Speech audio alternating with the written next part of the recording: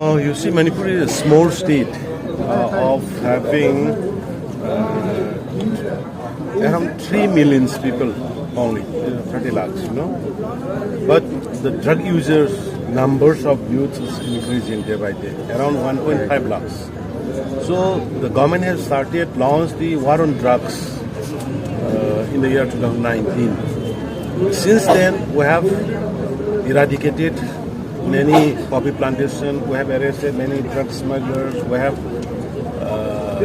did whatever we can, everything.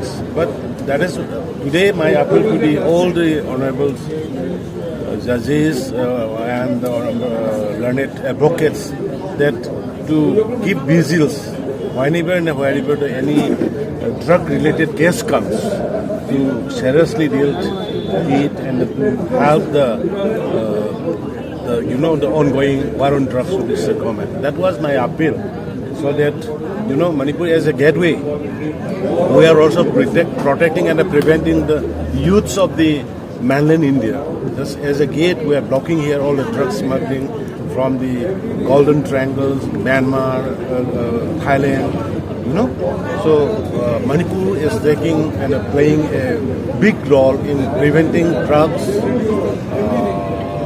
to reach the mainland, as well as in the Manipur also. That was it. For a good governance, we need more judges. Now, Manipur has been lacking behind with a lot of judges because you see most of the cases could not be completed in time.